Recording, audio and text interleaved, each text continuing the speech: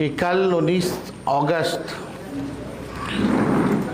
को हम सब लोग जो है राजभवन मार्च कर रहे हैं और इशू क्या है वो आप सब लोगों के समक्ष हम रखना चाहते हैं और हमारी जो मांगे जो है वो भी आप लोगों के समक्ष हम रखेंगे। और कई दिनों से लगातार प्रशासन में बैठे हुए लोग, सत्ता में बैठे हुए लोग को से हम लोग जवाब मांग रहे हैं कि आखिर किसके कहने पर AK-47 से गोली चलाने का आदेश आखिर किसने दिया। लेकिन अब तक सरकार में बैठे हुए लोग, चाहे बिहार के मुख्यमंत्री ही क्यों ना हो या बड़े अधिकारी ही क्यों ना हो, अब तक इसका जवाब जो है नहीं मिला है। इसमें पूरे बिहार में आंदोलन जब हुआ पेपर लीक को लेकर के, तो बिहार में तकरीबन हर जगह जो है लाठियां बरसाई गई, गोलियां चलाई गई पुलिस द्वारा। सैकड़ों छात्रों को जो है गिरफ्तार भी किया गया, साथ ही कई लोग घायल हुए और कई छात्र को, जिसमें कि 3 जो सिवान के थे, उनको गोलियां भी लगी। हम उनसे मिलकर के भी आए और स्पष्ट रूप से उनका कहना था कि पुलिस ने बेवजह गोलियां चलाई। इंटरेस्टिंग ये है कि जब ये सवाल पार्लियामेंट में जब उठाया जा रहा था तो राज्यसभा में किरण रिजिजू जी ने ये बयान दिया कि गोली नहीं चलाई गई है। और अब जब हलफनामा बिहार सरकार का हम लोग सुप्रीम कोर्ट में देख रहे हैं तो इसमें ये स्पष्ट कर दिया गया है कि गोलियां चलाई गई। यानी सरकार में बैठ करके, पार्लियामेंट में बैठ करके भारत सरकार के मंत्री किस प्रकार से गुमराह कर रहे हैं। और जाहिर सी बात है, बिहार पुलिस जो है बिहार सरकार मुख्यमंत्री के अधीन है। सम्राट चौधरी जी गृह मंत्री भी हैं, लेकिन एक बार भी ना वो छात्रों से मिले, ना ही उनका कोई संवाद हुआ और ना ही इस मुद्दे पर कोई प्रतिक्रिया उन्होंने दिया। और जो हम लोग लगातार सवाल पूछ रहे हैं, कई बार हम लोगों ने चिट्ठियां भी लिखी है सम्राट चौधरी जी को, मुख्यमंत्री जी को, लेकिन उसका कोई जवाब हमको उस चिट्ठी का नहीं मिला। और एक बार भी वो छात्रों से जिनको गोली लगी, जो मेदांता में ही एडमिट थे, उनसे वो मिलने तक नहीं गए। तो स्पष्ट है कि बिना उनके अनुमति के, बिना उनके अनुमति के ये गोलियां नहीं चलाई गई होंगी। यानी साफ है कि उनका आदेश का पालन बिहार पुलिस ने किया और छात्रों को, चाहे AK-47 हो या अन्य हथियार हो, उससे जो है फायरिंग की गई। केवल सिवान में ही नहीं बल्कि जहानाबाद में भी हम लोगों ने देखा कि किस प्रकार से AK-47 का जो है इस्तेमाल किया गया। लेकिन अब तक एक भी अधिकारियों का भी निलंबन नहीं हुआ और हम लोगों की मांग भी थी कि इसकी न्यायिक जो है जांच कराई जाए, वो भी अब तक जो है नहीं किया गया। एक मामूली जो आदेश का पालन करता है, जो सिपाही है, उसको बलि का बकरा बनाया गया और उसको सस्पेंड किया गया। लेकिन बिना आदेश के कोई एक सिपाही AK-47 हथियार के भंडार से कैसे AK-47 निकाल सकता है और गोली कैसे चला सकता है? ये बड़ा सवाल जो है पैदा होता है। आप सब लोग जान रहे हैं कि बिहार जो है बेरोजगारी का तो केंद्र बन ही गया है, उसके साथ साथ पेपर लीक का भी जो है राजधानी के रूप में तब्दील हो गया। एक ऐसा परीक्षा नहीं होता, चाहे मैट्रिक का हो, 12वीं का हो, BPSC का हो या अन्य भर्ती को लेकर के जो परीक्षाएं कराई जाती हैं, ऐसा कोई परीक्षा नहीं बचा बिहार में जब पेपर लीक ना हुआ हो। लेकिन कोई कार्रवाई नहीं। क्यों होता है पेपर लीक? कैसे हो रहा है? कौन लोग हैं इसके पीछे? 21 साल से भी ज़्यादा ये NDA की सरकार हो गई, लेकिन अब तक जवाब बिहार की जनता को नहीं मिला। नौजवानों के साथ, छात्रों के साथ, उनके भविष्य के साथ सरकार जो है खिलवाड़ करने का काम कर रही है। और इन सब चीज़ों को देखते हुए बेरोजगारी है, लोगों में, छात्रों में आक्रोश है, जिस हिसाब से उनके भविष्य के साथ खिलवाड़ किया जा रहा है। इसलिए हम लोगों ने तय किया कि 19 अगस्त को हम सब लोग जो है राजभवन मार्च करेंगे। और ये मार्च जो होगा ये खुला है, हमने सब लोगों को निमंत्रण दिया है। चाहे जो भी बेरोजगार हो, ये सरकार वादा करती रहेगी कि सरकार बनने के बाद आपको 2 करोड़ नौकरी रोजगार मिलेगा। अब तक 1 लाख भी नौकरी रोजगार मिला हो तो बताओ। नौकरियां मिली नहीं रही लोगों को। आज भी आप गर्दनीबाग चले जाएं तो सैकड़ों के, हजारों की संख्या में लोग जो है वहां धरना प्रदर्शन कर रहे हैं। शिक्षा में सबसे फीसदी, स्वास्थ्य में सबसे फीसदी, प्रति व्यक्ति आय में सबसे फीसदी, गरीबी में सबसे ऊपर बिहार, बेरोजगारी में, पलायन में सबसे ऊपर जो है बिहार है। पेपर लीक के मामले में नंबर 1, हत्या, अपहरण, उद्योग जिस हिसाब से फैल रहा है, ऐसा कोई दिन नहीं जहां घटना नहीं घट रही हो, गोलियां न चलाई जा रही हो, लोग मर ना रहे हो। कैसा बिहार बनता जा रहा है? क्या यही नया बिहार बनाने की बात भाजपा के लोग करते थे? अब तो भाजपा का मुख्यमंत्री है, डबल इंजन का सरकार है।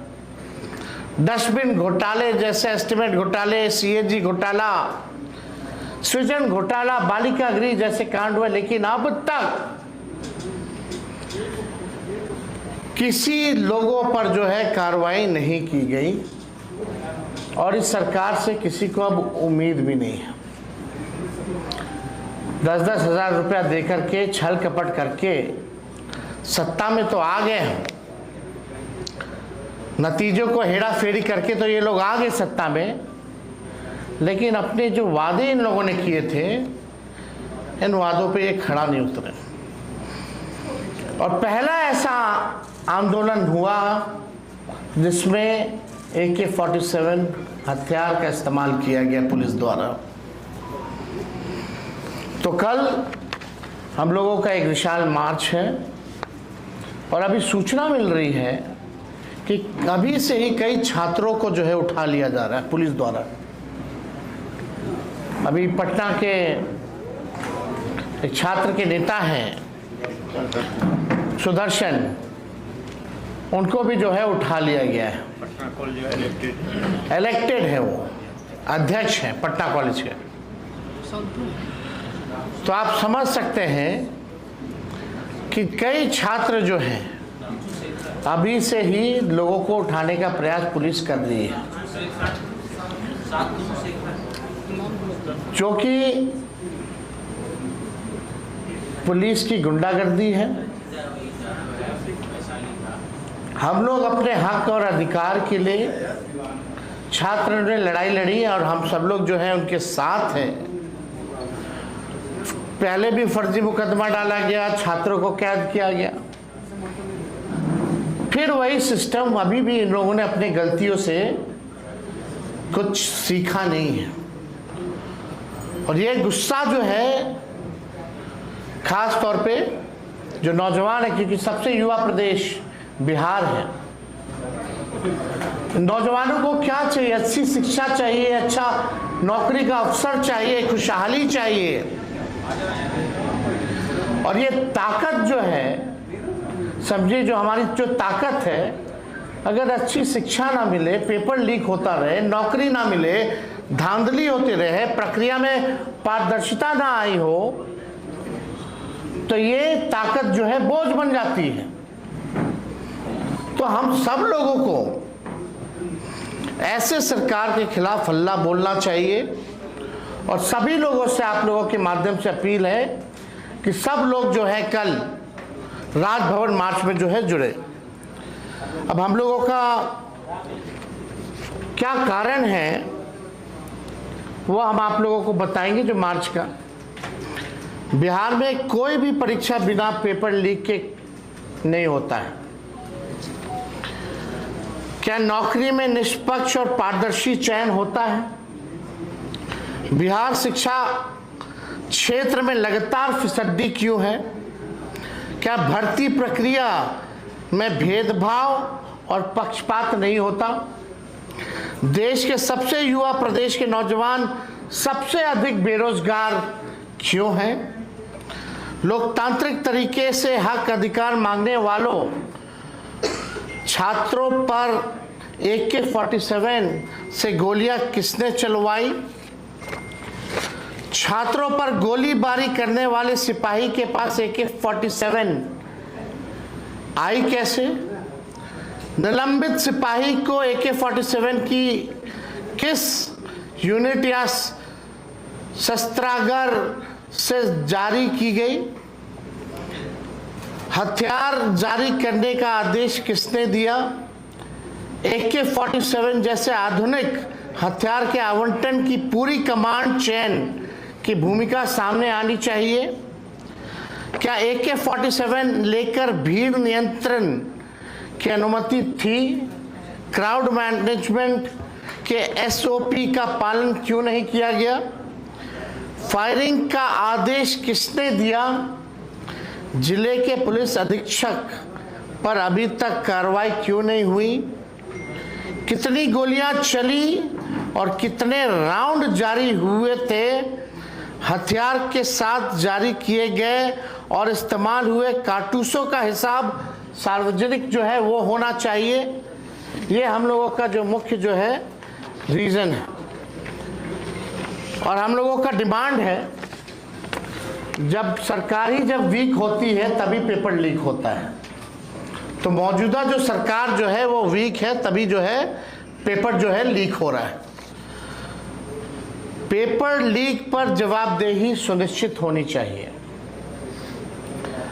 परीक्षा की पवित्रता बरकरार रहनी चाहिए। एग्जामिनेशन सिस्टम में पारदर्शिता सुनिश्चित हो। AK-47 चलाने का आदेश देने वाले अधिकारियों का निलंबन हो। मुख्यमंत्री चुप क्यों हैं? अब तक न्यायिक जांच का आदेश उन्होंने क्यों नहीं दिया? तो ये हम लोगों का जो है मुख्य मांग है। कल हमारा लोकतांत्रिक तरीके से शांतिपूर्ण मार्च है। हमारे लोगों को आशंका है कि कल भी बिहार सरकार और पुलिस अनुचित बल प्रयोग कर सकती है, लेकिन हम छात्रों और युवाओं की मांगों को दबाने नहीं देंगे। उनके भविष्य की लड़ाई लड़ते रहेंगे। तो जैसा कि कई छात्रों को अभी से ही पुलिस ने जो है उठाना शुरू कर दिया, गिरफ्तार करना शुरू कर दिया और कल हम लोग शांतिपूर्ण तरीके से ये मार्च करेंगे। तो कल भी हो सकता है कि पुलिस अपना बल का प्रयोग करे और बिना शांतिपूर्ण ढंग से जो हम लोग करेंगे उसको भी जो है डिस्टर्ब करने का प्रयास करेंगे। लोगों को रोका जाएगा, टोका जाएगा, चाहे लोग ट्रेन से आ रहे हो उनको रोका जाएगा, चाहे बसेस से आ रहे हो या गाड़ी से आ रहे हो। हर तरीके से प्रशासन जो है लोगों को रोकने में, छात्रों की आवाज़ को दबाने में ये लोग लगे रहेंगे, लेकिन हम लोग उनकी आवाज़ को जो है दबने नहीं देंगे। हम सब लोग कल मजबूती के साथ शांतिपूर्ण ढंग से अपनी आवाज़ को जो है बुलंद करेंगे। कल आपका आंदोलन है और उससे पहले टीए और एसपी सीमांत का हटा दिया, दोनों का तबादला हो गया। निलंबन हुआ है या नहीं हुआ है? निलंबन की मांग है हमारी और जवाबदेही तय होनी चाहिए। अदला बदली से कुछ नहीं होता है। कल डीएम को तबादला किया गया और आज एसपी। हम तो वही कह रहे हैं, निलंबन क्यों नहीं हुआ? मार्च कहां से कहां तक निकाल रहे थे? ये हम लोग तो पार्टी ऑफिस से बेली, इनकम टैक्स बेली रोड होते हुए हम लोग राजभवन जो है आएंगे। सर एक सवाल ये है कि सरकार बोल गई है और कहा कि छात्रों पर 47 से गोली नहीं चलाया गया। सरकार पूछ रही है और कहा गया हवा में AK-47 चलाया था लोग, है ना? आप ही लोग ना वीडियो जारी किए थे भाई। लोगों को गोली लगी ना, लोग घायल हुए ना, AK-47 गोलियां चली ना। कितना राउंड चलाए वही तो हम पूछे, कितना राउंड चलाए, कितना हथियार था, कितना कारतूस बरामद हुआ? और भी पार्टी के लोग शामिल हुए क्या? ये देखिए, हम तो पहले ही बोले ये तो खुला है। जो लोग भी छात्रों की आवाज़ को उठाना चाहते हैं सब लोग शामिल हों। तेजस्वी जी, सवाल ये है कि भरत तिवारी मामले में सरकार ने फैसला लिया है कि परिवार को नौकरी देगी, लेकिन मुजफ्फरपुर में जगतवीर राय की हत्या हुई तो सरकार किस कानून के तहत उनको नौकरी दे रही है और उनको नहीं दे रही है? देखिए, इसमें तो चाहे बंटी यादव का मामला हो या हम कैमूर गए थे जहाँ एक मजदूरी मांगते हुए जो है उसको वो कर दिया गया। अभी एक थाने में हम जा रहे हैं मधुबनी, परसों रोशन यादव के परिजनों से मिलने। अगर इतनी घटनाएं हो रही है तो सरकार को एक नियम बना देना चाहिए, कानून बना देना चाहिए, कम से कम उनकी आर्थिक स्थिति जो है बेहतर बने। हम अभी जा रहे हैं, उन लोगों से मुलाकात करने जा रहे हैं।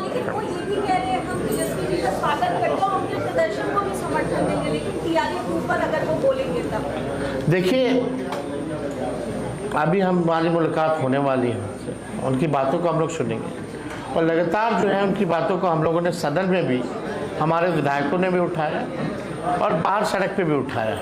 झारखंड में आपकी सरकार है, कल बड़ा अच्छा काम किया है। तमाम परीक्षाओं को कैंसिल कर दिया गया है 2014 के बाद के माध्यम से होता है, लेकिन 1900 ऐसे लोग हैं जिनकी नौकरी लग गई है, वो भी अब सड़कों पे कि भाई हमारा क्या कसूर है। तो क्या उसके लिए आप अपने झारखंड की सरकार से? देखिए, हमको लगता है कि सरकार इसका ज़रूर ध्यान रखेगी। धन्यवाद। क्या है आप? हाँ।